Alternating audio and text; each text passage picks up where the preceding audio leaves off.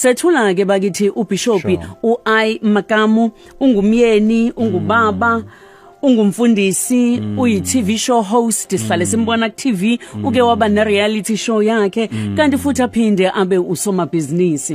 Ngifuna uqala la mfundisi wami. Lo ai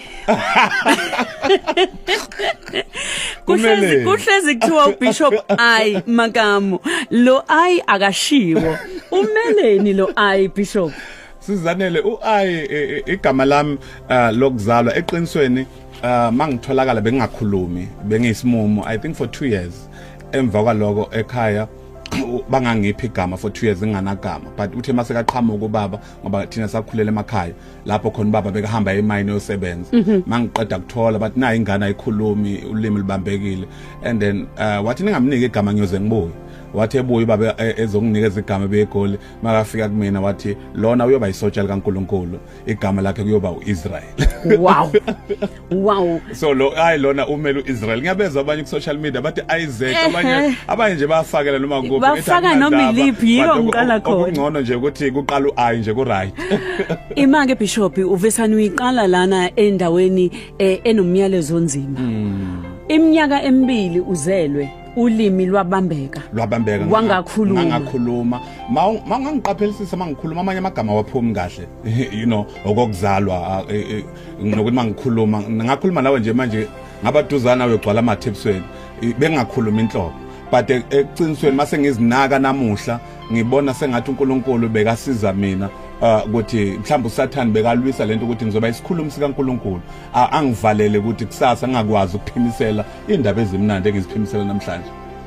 Ukumbone ubaba uTD Jakes ukuthi naye ulimi uyaluzwa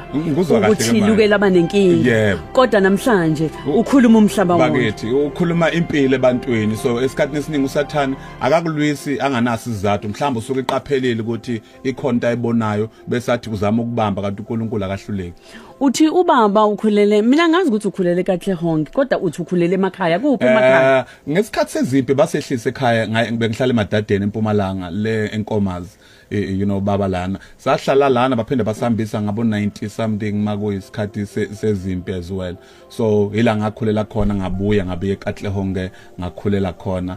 ngafunda khona okuningi nje kwahlangane khona eKatlehong. Mfundisi wami ekhaya abazali uma nobaba inhlasi yokholo uyincelephi? I'm a third generational pastor. Umkhulu wami beka umfundisi eAssemblies of God lazalwa khona emva kwaloko kwazala ubaba wami naye waba umfundisi khona lapho and then emva kwaloko ubaba futhi naye wabeka mina isandla phansi eAssemblies of God wangigcoba ngaba umfundisi so lento into asekhaya manje ngifuna ke indaba yethi iqale lapho uyiPK nje njoba ngibona Pastor's Kid ephelele futhi waba iPK wasuba umfundisi ama-PK amaningi ahlangabezana nezinselelo eziningi ama-PK kumuntu ongaze ekhaya Pastor's Kid umntwana kaMfundisi ingane yomfundisi njengoba uyiPK tshela thina mawukhula ekhaya usho ukuthi le ndaba iveli khona nje ukuthi ngizoba umfundisi noma mhlambe khona ikhasi la ukuthi khona yabona ke le angithi abangi inhlobo Sizanele bengayifuni into obufundisi futhi mawukhumbula ukuthi uzalelwe ekhaya umkhulu wami washona ehola u300 ebandleni lakithi baba ongizalayo ushone 2016 bekahola 1500 ngenyanga so ngakhula nje ngisho ukuthi ngizoba udokotela angikwazi ukuthi ngiphile ngesikoleni anginazi izicathulo siyaphiwa omakhelwane anginayo uniform umama udayisa amakote ezikoleni inhlobo impilo ayihlangana angikwazi nami ukuthi ngikhethe ukuthi ngiyoba yilento engiyibona ihlukumeza mina njengengane ingaka amaphiki amaningi angamfuni uNkulunkulu sabona abazali bethu behlukumezeka behola abantu behetheka one moment une elder one moment alisekho usalu baba mulimela akasikhulumisa endlini ukukwatiswa ukuthi baba mazibuka uhambile enkonzweni so into asenkonzweni ilimaza thina one moment sekuza iconference bazolala la endlini siyayehliswa sidlaliswa emabathroom ngoba kugcwala amakamera onke akekho umntwana ongathi mina ngifuna ukuba umfundisi ubona ingcindezi akhulele kuyona ngazitshela ukuthi ngizoba udokotela ngahamba ngayobhalisa eMedunsa awu ngahlulwa ama marks ngabhalisa ngaqeda ePretoria mangithi ama-marks wangahlangana bangitshela ukuthi hayi akekho udokotela ongafunda ngama-marks amabi kangaka ngabuyele emuva sengidumele so somehow ufaila somewhere kuze uNkulunkulu akuchanele kulento ayifunayo. Mfundisi wami sibonga ama-marks. Awuyazi siyabonga sibonga ama-marks Nkosi yami afeyile ama-marks. Sibonga ama-marks bakithi nakuba siyayibona inceke namhlanje. Ukhuluma indaba enkulu ngenze ngamasibomu ngiqalise lapha ekubeni PK ngoba bengifuna uyikhulume le. Ukuthi ngelinye ilanga makunama conference kuyagcwala ekhaya ubaba uthatha wonke umuntu ohluphekile. Bazolala ekhaya. Nina umbhede wakho uyehla wena nokudla makushodile inini engenidle enabantwana bala ekhaya. Bona amabhontshisi sidle ebusuku. Ngiyazi yonke lonto ihlele kumina engqondweni engilwele ukuthi ngingayenzi enganeni zami ngoba leyo nto yangikhosa mina ngazonda lento okuhamba noNkulunkulu ebazaleni bami. Wenze njani ngaleso sikhathi wena uye enkonzweni zonke izinsuku uyakuthanda ukuye esontweni noma ubuye ugoloze kancane ngoba njengoba usho nje ukuthi ubona ubaba ehlukumezeka kodwa ebe yinceke kaNkulunkulu. Ubaba wami ongizalayo Sizanele beka umfundisi kanti futhi bekashaya bangeke ulove isonto lakhe. Thina bongayi ngokuthanda lokushaya phela thina sakhule abuse ingakabi khona ngithi abuse yanamhlanje faka nje isibhaxo uyingane ekhaya kwangempela so bekuwumuntu nje othi vela phakamisa isandla athi wonke umuntu enkonzweni futhi wangaya sandi yawuphakelwa you know if akekho kumude okushaya umuntu wenza sho ukuthi akaphakelwe lo makadle la beka khona abami abantwana baye enkonzweni so yilento ukuthi kwesinye isikhathi into kaNkulunkulu kumina yafakwa ngenkani. You know yangifika kumina but akusinto engayimukela ngihleke engayimukela abazali bathi wonke wala ekhaya uyokwenzwa la ekhaya until umuntu azaphuma umuzi. And ifika nini pho kuwena ujikapi la usuyizwa lento ngaphakathi kuwena nalolu bizo usulizwa kwaba ukukhalela kwaba yinto onqwamana nayo kwaba umzuzu othile kumbe iyavuka nje into yasekhaya. 1987 nge9 zika September ngina 9 years sisenkonzweni kuyakhonzwa iGood Friday kuyashunyayelwa egarage ngoba besikhonzela egarage ngaleso sikhathi and ngamuzwa ngaqala kuyizwa into kaNkulunkulu ingena kumina ngibizwa lapho but ngingena insindisweni ngamukela uJesu ngaphakamisa isandla nami ngayimukela insindiso from lapho sengihamba ama fasting nabantu abadala kuyimi nje kuphela ingane yasekhaya or ingane esenkonzweni ehamba ama fasting prayer ngingedwa ngingena nabantu abadala. Ungakanani ngaleso sikhathi? 9 years. 9 eminyaka. Hallelujah. Ngiyathuka mina umuntu makathi mawuna 9 years awusindiswa ngoba ukazi lutho but ngasiphakamisa sami isandla ngina 9 years ngamukela uNkulunkulu ngamukela uJesu ngasindiswa ngihamba lezo enkonzo ontanga engikhule nabo every year nge1 zika December ngishumayela eModapi lapha eprison yaseBinoni ontanga bami engakhula nabo ngithi mangizoshumayela ngingene bagwetshwa ama life sentence lapha bakhuluma le out ngakhula nayo le out but eqinisweni into yevangeli noma ingazange ngikhomba izulu kusasa eke yangikhomba ukuba safe emhlabeni so ngiphephile ngiloku ngakangena ezulwini ngakhuluma ngalo ngoba ngazi kusasa ukuthi siyongena kweliphi but eqinisweni emhlabeni uphila uphephile uphila khona izinto nje ivangeli ligwema kuzona ukuthi ungafiki noma sithathwa ngathi mhlamba uhlakaniphile kunoline onqamukile ngoba uphethe iBhayibheli uyazule lokushini yonke lonto. Ngifuna leyo uthatha insindiso uneminyaka e9 awukabe ngisho teenager uthi uqamba uyiteenager wena wehla wenyuka neBhayibheli wehla wenyuka nama fasting abafana ngalezo ikhathi babona obaby abafana ngalezo sikhathi bayabhema bayaphuza kumnandi impilo wenza kanjani ukuthi ume ngoba phela ipeer pressure into ekhona ingcindeze evela kubangani futhi ukhulela endaweni enabantu abaningi wenza kanjani ukuthi ume uyimpatha yevangeli umncane kangaka? Into enkulu ukuthi into oyihambayo ama habit wakho uhambela kuwona eqinisweni uyogcina ubambelela kuleyo nto leyo uhamba nabangani nibhema inimi uyogcina ubhemile ngoba yilento oyihambayo mawuhamba into kaNkulunkulu uyathanda uyogcina uqinile ngoba iyo yodwa into oyaziyo angiyazi i-night club angazi ama-tavern angazi ukuhamba ebusuku mangihambe ebusuku ngiya ku-night prayer ngaleso sikhathi futhi mangifika esikoleni la bengifunda khona banginikeza i-microphone bathi ngishumayele assembly ngishumayele nami into engayazi nokuthi ngithini so ukushumayela kusiyona into engiqale manje ngomuntu engibona e-TV ngashumayela ivangeli ngilo ngihamba isikolo bangibiza mfundisi esikoleni at the age of 15 years bese nginyakazisa umuzi njengeinsizwa so bese ngiqalile ngishumayela but into ezokwenza ukuthi ume sizanele eqinisweni ukuthi into ehambayo izokubamba bese uyaqina kuya ngokuthi uhamba phi ama-habit wakho ayakubamba kuleyo nto leyo. Umuntu omusha khona osekhaya othi ayi ngiyayihalela nje nami ukuthi ngelinye ilanga ngikholwe kumbe mhlambe sengiyakholwa kodwa ngibuye ngiyifihle ngoba ingishayisa uvalo lento yokuthi abantu mebengibuka bathi awazwa impatha umfana e-high school nje ukholwa kanjani use-high school basho njalo abanye kanti njengoba usho ukuthi kuyakusiza kodwa mfundisi wami ngifuna ukubuza ukuthi umuntu osekhaya omncane nomzali omncane othi usamncane umntanami ngiyomfaka lenhlasi yokukholwa mase khulile esekwazi ukuzenzela inqumo ngoba mina no9 years akakwazi ukuzenzela inqumo uthini kuyena ngoba mhlambe kugcina konakala nje ngoba siyifaki kusa eli lomlilo wevangeli. Angingasebenzisa iBhayibheli lapho angisebenzisa isiZulu ligotshwa lisemanzi the moment uthi wena usalinda ukuthi abenjani ungakhohlwa esemanzi khona into emgobayo so kubalekile ukuthi wena ufake yakho nawe la sasemncane khona ukuzazi umkhulu wami wafaka ubaba wami kulento baba amfake mina kulento ngine challenge manje ukuthi lento kaNkulunkulu kumele ngihlisele ingane zami angikwazi ukuhluleka 2 generation before me abahluleka ngongiphu Jesu ngihlulwa njani ukuthi ngifake ingane nami mangiqeda ngaphambi ukuthi ngidecide ukuthi sengiyalala ngiyaphumula ngiyashona kumele ngitshele yami ingane ukuthi lento engikunikeze yona ngayinika abantu abathathu ngowesithathu kuyona wesine wena ungayibuyisi ibaton give it to the next generation sithi singasekho thina bakini but into kaNkulunkulu igijima egazini likaMagaba. Uyazi uthini mfundisi wami uthi uma ngabe bengayifaki lento enganeni zabo khona ofaka ukuthile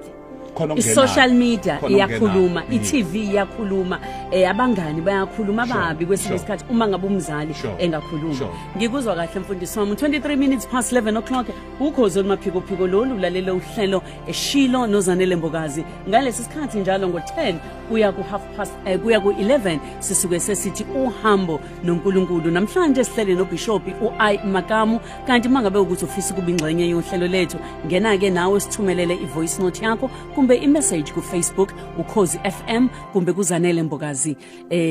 ku Facebook kumbe ku Instagram @Mbokazi Zanele WhatsApp 071 613 667 voice note 071 613 667 sizobathatha nje abambalwa ukuze sizwe ukuthi bathini uma ngabe hayi sisabahlela ngoba sisabahlela ke mfundisi wami asiqhubeke manje laqala wangena ubizo ke lokuthi uba umfundisi lufika nini? It was 2005 uma ngiqala ngibeka izandla enkonzweni ngenxa ukuthi sebangibonile ukuthi ngihamba indawo ngishumayela ivangeli kwaba nento nje futhi ukuthi mangifikile endaweni ngiba negazi elihle kule evangeli ngithandwa abantu noma kuphi mangithi ngendaweni enjena abantu baqhamuke noma ngiqeda ukushumayela la ngishumayela khona but man lo baba uyazwakala makashumayela ikhona leyo nto ebantwini ukuthi hey makushumayela yena ngathi yezwe ukuthi kuthiwani so ngaleso sikhathi kanti ngiyagcugcuzeleka ngiyakhuthala angiwathathi kancane ama-feedback engiwatholayo anytime because yiwo la wangikhuthazayo. Yeah. Wangena waba umfundisi laqala ibandla yini igama lebandla? Endless Hope Bible Church. Endless Hope. Ikuphi? Ise Katlehong, sikhona naseThekwini, sikhona naseMpumalanga, sikhona zonke nje indawo eziningi siyatholakala nje. Yini? Sikhemanga zonke indawo. Yino yenzayo ehlukile enkonzweni osuyiphethe uNkulunkulu akuthembe ngayo. Ehlukile kunaloko kwakwenziwa ubaba naloko kwakwenziwa umkhulu esaphethe ibandla. Into engayiqaphela engeza nayo mina kakhulu ukukhulekela abantu. Abantu bayaphila ngezwi but kunento eyibelieve yabantu ukuthi hey uyazi nanga umuntu mangangibeka izandla angikhulekele impilo yami ngashintsha so ngithema ngiqala ngakholelwa nje ukukhulekela nabantu as much as my primary assignment ukushumayela but ekugcineni ngagcina ngibeka abantu izandla ngibona uNkulunkulu enza imihlola ngakhuphula nje ifaith abantu basekhaya ngoba ekhaya vele besikole ukuthi umuntu ushintshwa intshumayelo uyayazi futhi into yethu amakholwa mawusonto ezayoni uthi izayoni ingcono ukudla abazalwane mawusonto kubazalwane singcono ukudla ini but kwaba nayo ke ukuthi yazini ukuze wenze kahle into kaNkulunkulu ukuze ungabi iassemblies nawe yenza into uNkulunkulu ayedayo kuwena njengoba uza ngakholwa ukuthi every Sunday angiphumi mina enkonzweni ngabeka ngamuntu isandla bayangazi noma sengiqeda ukushumayela ngithi abafuna ukubeka izandla bafoli line ngiyohlala lapho the next 30 minutes the next 1 hour laying hands on everyone ofikile waqhamuka uhloniphile waqhamuka uhloniphile uhlanganaphi naye umtholaphi ngoba mangizwa basike bebunda bathi ngathi wawudriver ndawandawana thizeni ngihambisa umngani kubo elokishini laseKatlong okuthiwa kuseMnisi ngisema robotini aseMnisi ngithena left ngihambisa a friend ngithi ngizomdropa mangithi bantu benkosi ngeze isithunya sinyakaza umbonaphi emgaqweni ngimbona nje uhamba ngeenyawo ingane encane eqeda ukubhala matric you know ngagcina ngimisa imoto into engavamile nje futhi ngaleso sikhathi angisena umfundisi nje ngumfana senkonzweni and ngafika ngambingelela ngathi kuyena ngizophinda ngicela ukubona kusasa unkosikazi wami wavuma uhloniphile wavuma uma evuma njalo angibanga nankinga ngabuya kusasa but angaze ngihethe ngalendlela engihetheke ngayo exactly sibeka appointment ka 3 o'clock ngo 3 o'clock mangifika kwanethi imvula nama ice ebuya ka Saturn kwashaya imvula bantu benkosi umuntu wangaphuma endlini and angazi kwenzakalani but I've never loved umuntu ngalendlela ngamthanda ngayo at that time and kwamela ukuthi ngivuke ekseni ngihamba ngetheze yami ebovu ngayopaka erobotini ngoba ngazile ukuthi la na kanjani uzophuma wagibela itaxi wahamba wayoyehla kwenye indawo kanti kusesibhedlela uyo applyela lento zabo zokuba inurse ngafike ngapaka lapha maqeda ukwehla ngacima imoto ngamkhapha esibhedlela ngathi hayi bengilongilandela itaxi oyigibelile so i relationship yami naye kube uhambo oluhle kakhulu lapho khona I just saw her ngamthanda and ngazibika ingane yabantu yangithanda wemfundisi uthini kuma singles aseyinkonzweni zethu azi ukuthi file ngivuke ngiye kwi conference yasenkonzweni kumbe nje ngiye esontweni kuphela ukuze ngithole umaqondana yila ngizomthola khona wena nangumbamba erobotini futhi angikhulume nje ngoba phela ngithi angifuni ukuthi ngilahlekisa abantu at that time bengumuntu omusha you know angona sikhundle esontweni but ngazibonela umuntu engibona ukuthi hayibo lona ngaba unkosikazi wami and at that time ngazenzela ngalendlela engenze ngayo kwangilungela umuntu nomuntu nendlela yakhe umuntu nomuntu njengoba ngila umuntu nomuntu nohambo lwakhe umuntu nohambo lwakhe mfundisi uma silanda ubani nawe uzoyichaza yakhe uma silanda ubani nawe uzoyichaza eyami nje vele angicacela ngaleyo ndlela and namhlanje I celebrate ilanga engahlangana nayo ngaye isimngaki iminyaka nendawonye sashada ngo 2005 and namhlanje I think it's about 18 years nindawonye sisonke nangu bakhona manje ontsumi bakhona ontokozo sitshele ngabantwana abantwana bethu bayi4 isathi sishada ngo2005 ngoDecember nge10 and sabuswa ingane oqala uNtwanano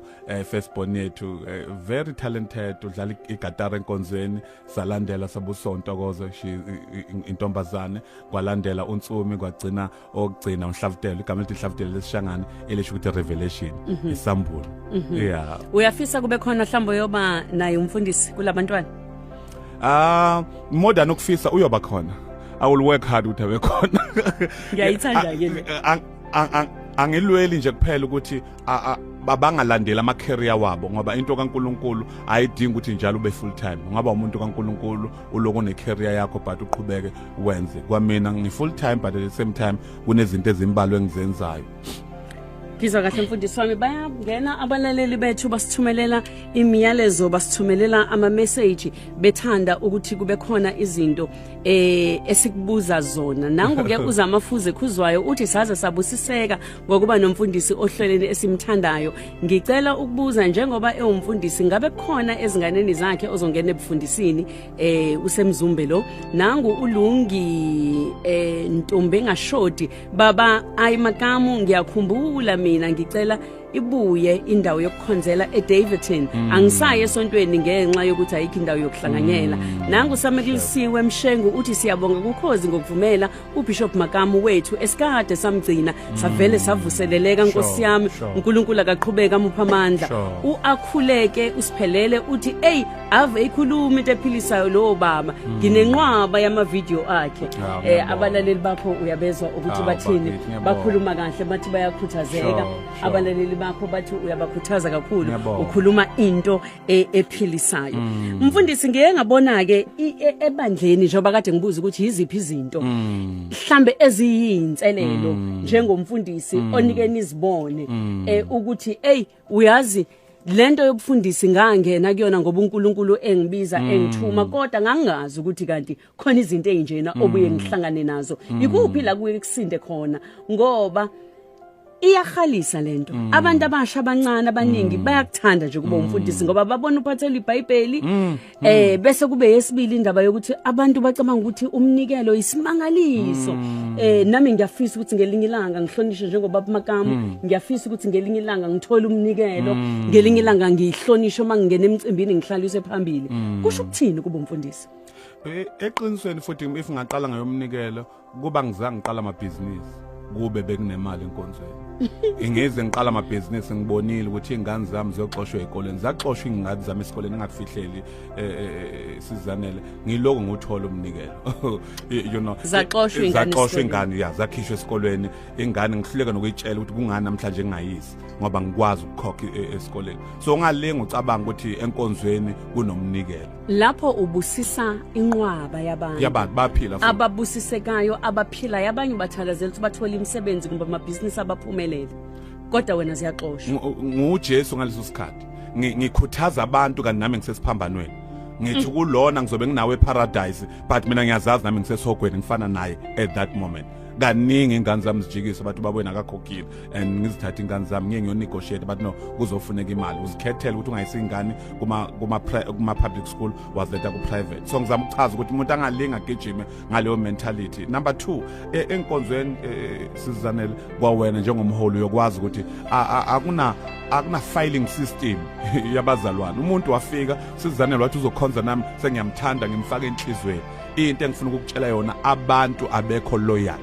umuntu futhi lamasonto namhlanje abazalwane banamhlanje abekho loyal ukhonza nawe namhlanje kusasa ukhonza nomunye kusasa ukhonza nomunye abantu bayashiyana I was heartbroken ukuthi kwangena abantu ngisho ukuthi uNkulunkulu ngiphakamisile one moment the very same people and ukhumbula ukuthi mabafika futhi yilabo aba financially stable to finance ne vision uzubona no uNkulunkulu sekanami manje because I've got these financiers abazokwenza ukuthi umbono ukwazi ukuphakama ahamba umuntu ngathi uyadlala hamba umuntu ngathi uzobuya kanti umuntu uhambile permanent uzithola ku position ukuthi kumele uncenga umuntu ukuthi ubuye enkonzweni I'm saying these words to say to people ukuthi uboyiqaphela ukuthi mawuza ufana nodokotela udokotela eofisini lakhe une filing cabinet mawufika uthi une cancer ufika file mawufika uthi une TB uyafile but thina sifile wonke umuntu ofika isimbeke enhlizweni mhlazana ephuma enkonzweni kuphuka inhliziyo yakho njengomholi phuka inhliziyo yakho njengomfundisi so yizo izinto engiqaphelele kuzona ukuthi abantu abazinaka ukuthi akusinjengoba bebona akusukuthwalela iBhayibheli yepulpit akusikona ukuthi mhlambe umelwe emotweni mawufika bathi ulindwe ngama bodyguard inhlobo leyo nto leyo ayikusizi ngalutho you deal with real issues njengomuntu mfundisi wami onendlebe uyezwa ekhaya uhambo lwangempela lolu ezikabhoqo lezi ukuthi kwenzekani ezinkonzweni ukuze abantu balazi iqiniso njengoba linjalo ake sithathe nababalaleli bethu abayifew ngiyabingelela Khosini mamzanele nomfundisi ukhuluma noLinda wakwaLamula ngicela ukubuza nje ma ukuthi ngabe umfundisi njengomuntu oyipublic figure umuntu oyisibonelo kubantu mhlambe mayehlangabezana nezilingo kukhona izinto ezifisa umuyisa endleleni ukwenza kanjani ukuthi aqhubeke simbona eba namandla kakhulu kunaqala Sawubona Mambokazi Zanele Mamkambule. Anginambuzo kuBishop Mokam, ngizolalela, ngiyajabula, umsebenzi yakhe siyayibona. Ngiyabonga uza khona khuma lecaluze Maritzburg. Sawubona Mambokazi kanye nenceku yenkosi uBishop Mokam. Ngithi umsebenzi wakhe muhle kakhulu uBishop. Ngiyamlandela njalo. Hayi uyabasiza abantu baningi. Ngithi umsebenzi wakhe muhle kakhulu. Ngithi amen baba Bishop Mokam, amen Sisi Zanele Mbokazi. Ngithi ngikhulekela abantwana bami abangathola umsebenzi, ngikhulekela ikhaya lami elingena kuthula. Ngiyakhuleka ngicela baba Mokam nawe Sisi Zanele Mbokazi isikhulekise kuleli khaya, umama uMavidima endaweni yaseThalaneni. Ngiyabonga baba Mokam, uzenzekile izinto ehambeni lakho, abhala ngawe emaphepheni, zenzeka izinto, safunda, sabuka ku TV, seze emsakazweni, izinto eziningi nje ngawe zenzekile. Ngicela ukubuza baba Mokam, udlule kanjani lezi zinto ngoba bezinzima bengelula ukudlula kuzo? Yini le ekwenze wadlula nje impela nje wadlula? Ngoba manje ngiyabona impilo yakho nje isiyaqhubeka futhi ingazuthi akaze kwenzeka lutho. Yini le ngaka ekuphowenze waphophela kangaka baba Mokam? Ufekizima phela simuthi makhongoza la igolefele. Abathanda abaleli bokhozi uthi yini lengaka ekwenze wovesane wakwazi baba Mokam kuye kwabakhona imizuzu enzima ama challenges empilweni yakho. Savuka ekseni sathola o Facebook bentaza, sathola amaphepha, waba front page wawo ishe lonke iphepha. Ngathola nokhozi la ngikuzonga i-microphone ngathi ubungezwakala iphinda baba Mokam uthini. ngathola nokhozi nalo libhizi lifaka ipetrol kule ndawo. Ithinto yagcwala wawuthini ngwanaka khona into enjalo nje. Yagcwala yonke indawo amaphepha u-social media baba Mokam wabhaza kwangena abantu abawo 100,000 ngosuku. Uthi uyavuka ekseni uthola ukuthi kwi-page lakho kunama comment awu 300,000. Ngaze ngayivala. Ngizokutshela kodwa ukuthi wenzani ngaleso sikhathi. Kodwa ke qala usitshele baba Mokam, wenze njani njengeleader, njengomholi uma ufikelwa isimo esinjalo sokuthi uhlaselekile? Kungenzeka ukuthi kube ubuthakathaka kuwena qobo, ngenzeka ukuthi amanga abantu, ngenzeka noma ngisho ngabe kuthiwa ikuphi. Kodwa okusalayo uhlaselekile njengomholi. Izwe liyababaza ukuthi hawu wasiphoxa nangumholi. Abanye bayahleka bayajabula, abanye bayakuvikela, abanye baphatheke kabi, abanye baphoxekile. Njengomholi usuke wenze njani? Before ngikhohlwa le kumele ngikhulume kubalaleli bethu ukuthi kuyo yonke into I give credit kunkosikazi wami. Ukuwela kulesa simo without that woman, by now kuba nginankosikazi, by now kuba nginamuzi, by now kuba nginabandla. I-restoration yami yeza ngoba uNkulunkulu wanginikeza insika. Lapho khona sengihlekwa wonke umuntu. Ngabuza lo nkosikazi ebusuku silele ngithi hayibo wangasho lutho. Abantu bakho ngoba unkosikazi wami akaza phawule kubantu, akaza phawule nakumina. Ngeza ubhlungu athi wangasho lutho kwenze njani? Athi izwe ngicabanga ukuthi lenze enough. The best I can do now is to support you. If bona bakuravaze kangaka ngcono mina ngime nawe. Kuba bazange bakuravase bozoravazwa yimina. So kungcono ngikusekele ngime nawe. Wama nami umntana abantu. I-victory yami kuyo yonke sengathi ngayikhuluma noma ubani. Ukunqoba kwakho kupartner yakho. Ngoba abantu at that time asikhuluma iqiniso nje le attack bengikuyona benga attack mina be attack unkosikazi wami at the same time. Ngoba umuntu bengemziswe ubhlungu bekunkosikazi wami out of sonke leso story. So but at the end of the day my wife was there for me. Wangixhasa, wangisupporta, wama nami sengathi angenze lutho, kwaba ukunqoba kwami ngaleso sikhathi. Into enzima kakhulu kumgcojo kaNkuluNkulu ukuthi kube nento ethi uhlukumeza umuntu bese kuba nento engathi yocansi. Into enzima kakhulu leyo, njengoba usho nje ukuthi unkosikazi wakho wama nawe singofakazi sabona sonke. Udlula kanjani ke mfundisi wami kule? Esikhathini eyangisiza unumber 1 iyona leyo. Unumber 2 ukuvala umlomo. Ungazami ukuziphendulela ngoba isitha naso sifuna ukwazi ukuthi ngoba phela mawuthi uyanaka lento abantu abaningi beku social media nje nabantu bebagcugcuzela leyo nto leyo. So the moment lokuphendula uzama ukujustify is the moment you are losing the battle. I-page, social media page kababa Mokam bekuthi abantu bengenile besho yonke into angena manafaka umsebenzi wakhe. Yeah. avala umlomo afaka iadvert yebusiness lakhe uvala umlomo into yangisiza leyo ukuthi ngithi inhloso yalento bekukumisa umsebenzi engiwenzayo bathi bona behlasela mina ngaqhubeka ukuthi wozani izoqasha igandaganda ngangikubona kahle wozani seningcwabele wozani senze lokho bukela ntambama ishow yami e-TV and so forth so isitha onceikuhlasela most of the time ukuthi bathanda ukuthi uvimbe lento enzile the damage ngikhuluma iqiniso nje ngazijustify the damage was not that big but ngenxa yokuthi ku level uNkulunkulu bekangibeke kuyona it was easy for anybody and everybody ukuthi akhulume so that ngehle kule level uNkulunkulu bekangibeke kuyona asibatshele kodwa balalela ukuthi ngo-August ngikhumbula kahle amaphepha esebhala futhi ukuthi iNPA withdrawile icase yaphela cha ngiyabuza mfundisi yes kwabanjalo yes uyaphela icase yes yaphela icase yavalwa but unfortunately yavalwa kweNPA ayikavalwe ebantwini ngoba if ungaqaphela noma ungathi ubhalani uzomuzwa yedwa nje aqhamuka esithubeni asangikhumbuza ukuthi kwenzakalani and mina lokho akwenzeka kimi sekundlulile sizanele into engithandayo I never forgot the lesson into enkulu kimi leyo nje isifundo ngisithathile sithini isifundo isifundo engasifunda ukuthi it is sengathi ungatreat umuntu wesifazane sengathi ubukwa abantu bonke ngoba ngatreat umuntu wesifazane ngathi sibabili ekugcineni kanti i-treatment engamnika yona bengibukwe isizwe sonke so kubalekile nje mawuzodila nomuntu wesifazane futhi especially okungasiyena owakho mhlawumbe wasemsebenzini noma icolleague angisho noma kunganalutho phakathi kwenu but idila ngesimo ukuthi lento ingavela uzothini mawukhuluma nomuntu wesifazane ekoleni khuluma sengathi kusasa maba ngayidlala uzothini maba ngayidlala emsakazweni ngoba ngayizwe idlala ekhosini idlala ku Metro FM bonke umsakazi SABC idlala leyo nto ngathi ngihlele ekhaya kwamina ngo7 o'clock ntambama ngibuka indaba bathi nangu Bishop Odumo bayiveza indaba Bishop Odumo so yangilimaza at that time and ngifuna ukutshela umfowethu lo ubuzile ukuthi ngayinaka sengathi lento angeke izindlule nami ngihlabelela njengabo ukuthi nami ngiyamangala ukuthi ngidlule kanjani but uNkulunkulu wangeqisa uNkulunkulu wangilwela uNkulunkulu usangimisile ngizotshela wonke umuntu obukane nesimo noma inhloboni yesimo kuyandluleka noma isiphi isimo kumele ukwenze nje mana njalo ungashintshwa isimo mfundisa abantu ngesikhathi kwenzeka into enjalo uhlaseleka ekakhulukazi uNkulunkulu ekubeke kule level okuyona udumile sikubona ku TV unamabandla unako konke abantu abayi nganxenye bengamanzi abanye abafowenu abanye odadewenu abanye ama colleagues abanye enkhonza nabo abanye bayabaleka abanye bayaxebuka abanye bayanyanya abanye bayababaza wenze njani udila kanjani nabantu ngoba phela kufanele libuye impilo niqhubeke nempilo lesa simo sangifundisa okuningi ngangako ngithi mina ngibonga isifundo ngaleso sikhathi ngabona Nicodima labe banyonyomba beze kumina ebusuku qina ndoda izodlula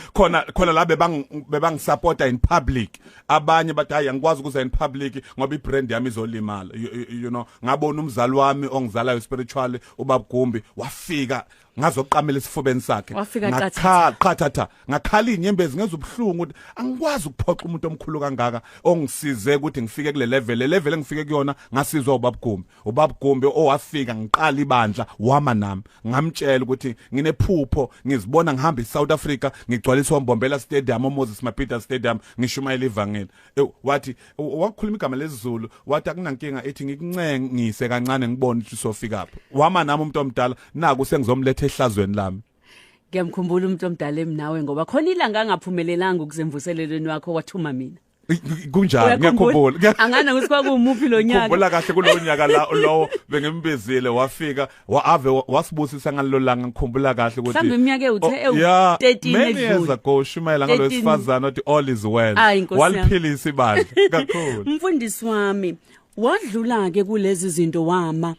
ubiziwe uNkulunkulu uyashumayela kodwa wabona kufanele ukuthi ungene shi kwezamabhizinisi ngiyayithanda le ngoba iyona ndima yami ngicabanga ukuthi uNkulunkulu wangibizela yona mina mangiphuma ngihamba ngikhuluma kubantu ngokuthandaza nangokusebenza iyona into engikhuluma kakhulu ngaye emabandleni ukuthandaza nokusebenza wangena shi emabhizinisini sabuka kancane waqala engathi uyangcwaba hayi lakhula ladlondloba libhizinisi sabona sekukhona nogandaganda sabona sekukhona neplant hire nokunye okuningi wenzani kumabhizinisi kungani futhi wenza amabhizinisi ube umfundisi asikhumbule sizanele ukuthi into kaNkuluNkulu yathatha isikhathi sami esiningi ngiyazazi iphiwo zonke enginazo but mayithatha isikhathi sami esiningi bekutholakala ngiseyimvuselweni ekseni ntambama ebusuku weekend ama night prayer but ngazi kahle mina I'm a qualified production manager ngibiye esikoleni nkosikazi wami uyi qualified midwife uyi nurse enkulu in her own rights but sa decide egcina ukuthi asiyekele imisebenzi yethu singene emsebenzini kaNkuluNkulu but the moment sibona ukuthi sengathi kunabantu ababili abathathu abane abahlanu besincike ngabo ngoba yibo bebasupport umsebenzi kaNkuluNkulu kusho abantu ababazalwane ababazalwane abebenikela kakhulu besupport umsebenzi kaNkuluNkulu that's true and kwenzeka ukuthi emva kwalomsindo wami abantu abaningi bangishiya bangihlubuka abantu so akusinto nje ifike nje yandlula kuphela yashiya nje ama damage abekhona but ekugcineni savumela nonkosikazi ukuthi let's do something futhi ngayenza ngamabomu nje bengekho nakumaphupho wami ukuthi ngiyovula masingcwabisana ngililanga but one of the good days bengizihlalele nje siku level 5 ye lockdown but akuphuma umuntu abantu abazophuma abantu church is not essential service essential service abantu bokungcwaba ngoba bazolanda abantu abashonile ezindlini ngavela ngathi unkosikazi ngiyovula into essential services into ezongenza ngibe busy nje nginyakaza and all of a sudden yaba njalo I took imali ngainvesta ngathenga industrial area lengakithi mangiqeda ngayiconverta ngenze a world class mortuary abantu bethu nje abashonile bageza nje ngamashawa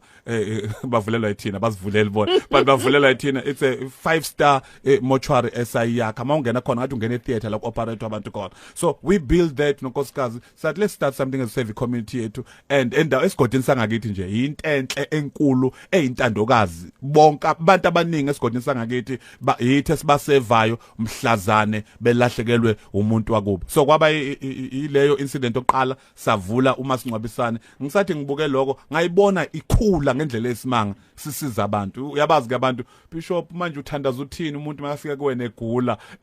kanti uyabangcwaba futhi kanti abantu understand ukuthi asenze imali ngokufa komuntu senza imali ngama premium angithi umuntu inyanga nenyanga uyakhokha imali esibenefita kuyona le yokushona komuntu in fact umuntu makashona siyalahlekelwa kodwa ke mina bishop ngifuna ukwazi ukuthi ukwenza ibusiness nokukhola khona abantu abazi ukuthi asifanele sicebe ngoba thina siyakhola akuhle umfundisi mayisebonakala esemabhizinisini ngiyazi ukuthi akulona lodwa leli lokungcwaba khona namanye kube ngathi kurongi ngoba khona nabantu abasabayo nje ukukhuluma ngemali abasabayo nje ukuhlanganisa kanjani kanti uNkulunkulu makazothi silver negolide ezakhe ngibakhomba njani abantu engibashumayezayo ukuthi sishumayeza uNkulunkulu owuna lezinto ngoba le mali esuke sinayo kusuke ke kaNkulunkulu and uNkulunkulu owna yonke lento if uNkulunkulu uowna ama BM na wonke lama garage ngoba uthi konke umhlaba nokugcwala kwawo kwami then thina njengabantwana bakhe we need to benefit sibe nazo lezo zinto lezo yeah ngiyakthanda lokho mfundisi maseke impilo kukhona nana lento yokuthi abazalwane engathi singavuka ekseni sithandaze emini sithandaze sigqoke impahla zasenkonzweni singabonakali sizijabulisa singabonakali sisema restaurant singabonakali senza izinto ngibona ama headline maduze nje ebhala ukuthi uBishop uMakamu ukwi expensive vacation eDubai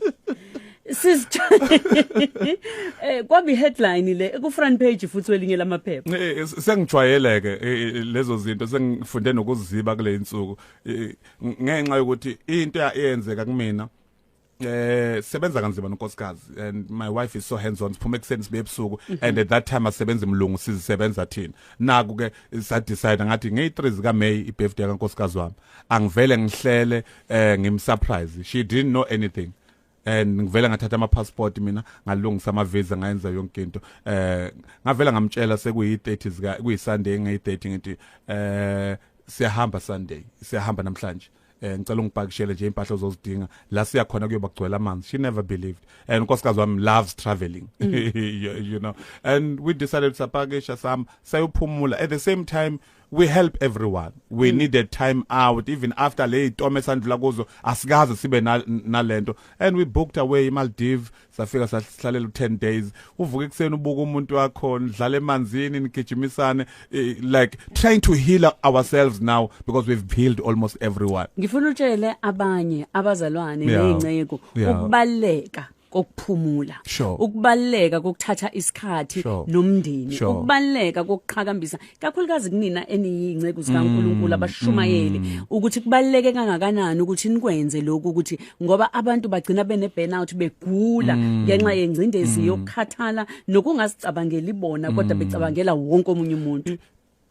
Futhi okukhulu ngiyayibona nale burnout nokushona ke ngayimisa kancane, but enkulu kakhulu sigcina siba abashumayezi bamanga ngoba ubhizi ushumayela into enhle ngamakhaphulo but aniyenzi nina nobabili. So kwesinye isikhathi awudingi ukuthi uthathe microphone ushumayele ngalendlela uthanda unkosikazi wangakhona yenza abantu babukele ukuthi ngempela labantu bayathandana and asikho isono kuloko. So it's important ukuthi as much as unamakhaphula esontweni lakho kuze bakuthembe futhi nawo lamakhaphula abakubone in public wenza into enhle, kuze nabo bakopishe bathi hayi boss manje sesingazi sihlo baba asiphume nathi siyodlala. But ekugcineni kubalekile ukuthi uphumule ngoba hey one day uzothi usashumayela uvela uqumbeke phansi uwe ufe ubulawa ukuthi lento kaNkulunkulu iphumele kakhulu kanti at the same time you don't even have time for yourself, even for your own family. Mfundisi ungena kanjani kwi reality show? Sike sabona uBishop esene reality show yakhe. Kafushane nje ungena kanjani kwi reality show? Kwakuyini inhloso yakho? Ukhumbula ama reality show amabili ile ngiyenza njalo, and then yesibili kwaba ile kuza ku private space sami. Khona uRiyatsotela bese kuzoba khona uRiyatsotela ngabizwa ngathola nje call ngivuke ekseni ngifona lo umnikazi we channel wathi man hey khona futhi akusuye kufona umunye usisi athunywe yena athi man khona lo mfundisi engimbona kuma WhatsApp etrend, so ngizotshela abantu bakithi ungayideleli lento ukuthi ushumayele ukhatha ama clip wakho and spread them intentionally. So ama clip wami wakhathwa abantu akhathwa eoffice lami ngeoffice lokukhatha ama clip, but that has changed my life because kwavuka ekseni but bafuna umfundisi okhuluma njengawe man ubudlapha mawukhuluma washo njalo ke umphathi ubudlapha. Ngiyayithanda leyo ukuthi uyasho nje njengoba kunjalo. So but ubudlapha yibo obugcina sebongibhadala ke ekugcineni ngoba ngavuka ekseni ngathola lo call ngagijima ngai meeting it was 2018 ngina 4 to 5 years manje ngenze Riyatsotela and ngafika ngahlala angenzanga nalento ema audition bavele bangipha iscript bathi sebenza 2 weeks down the line by seeking the script but sifuna uflow ngalendlela oflow ngayo, and the rest is history. Ishow yaqhubeka aba impumelelo, and I'm glad to announce ukuthi kule viki siyakulona nge5 ezika June izoba siyadlala every day, Monday, Tuesday, Wednesday na Thursday ngo9:30 ntambama. Abantu base South Africa bacelile bathi no iRiyatsotela isifundo okuningi kuyona, sicela ukuthi baqhubeke bayidlala insuku zonke. Sesonga nje Bishop, elakho Elia kubalaleli bakho bayakuthanda bayakusekela, bathanda abanye bathi bafisa ngisho ukuthi ubakhulekele umyalezo bathwela abantu bakithi banezinto eziningi abadlula kuzona. Ukwazile ukuma wadlula ezivunguvungwini, siyabona umshado muhle uyaqhubeka, siyabona amabhizinisi ayaqhubeka, siyabona ibandla limile. Khuluma nomlaleli umqinise naye ekhaya umnikezo wakho umyalezo. Mangisuke hotel angisayijwayela indlela yokuza la emsakazweni. Mangisuke hotel manje ngize ngenavigator nale Uber driver, so ngiya navigate mina ngokwami ukuthi ngiyaphi ngiyayibona ngifaka kuma passage athusayo, but ekugcineni ngigcine ngifikile. Umlayezo wami kumlaleli indlela ozoyihamba iyakhona la uyakhona, but izongidlulisa ema passage ethusayo. Kwesinye isikhathi uzondlula kuma gravel but usaya khona la uyakhona. I just want to encourage wonke umuntu noma inhlobo nami ngibe nama gravel wami, nami ngibe nama passage athusayo, but ekugcineni I'm glad ukuthi namhlanje ngime entabeni, namhlanje ngime la ngiproud khona ukuthi wow uNkulunkulu bemuhle. Ngalendlela ongenze ngayo ngifanisa nama Israel owawelisa ulwandle olubovu, awele olwandle olubovu, but mabaqeda ukwela babheke inyawo zabo batho ukuthi inyawo zabo zinadaka phansi kwenyawo. Ngamanye amagama uNkulunkulu uyakwazi ukukweqisa esimeni maqedane angakhombisa abantu ukuthi ubuyaphi. Abanye babantu bezwa ngami ukuthi ngandlula lapha, abazi ukuthi ngandlula lapha ngoba angifani nesimo engidlula kusona. Ungandlula ku divorce ungafani ne divorce, ungandlula enhluphekweni ungafani nenhlupheko, ungazalelwa emjondolweni ungafani nomjondolo. When God is in the business of blessing you, into kumele uyenze ngiyacela qinisela bekezela phikelela mangithi phikelela ngisho ukuthi yenza noma sewenzile qhubeka noma isimo sesingasavumi ngoba ekugcineni indlela izondlula kuma passage indlela izondlula gravel okusalayo usaya la uyakhona. So I'm encouraging wonke umuntu olalele namhlanje kule thuba kulomsakazo Ukhozi futhi ngesikhathi sesishilo ngithi bonke abantu baseshilo simbonga uNkulunkulu angenze lutho. Sifana nalo wesifazane angenzanga lutho sayikhuphuka intaba siyobonga. Sibonga engakenzeki ngoba siyamazi uzokwenza ekuqineni. Yo, siyabonga kakhulu Bishop Israel sesiyazi namhlanje ukuthi uBishop Israel Makamu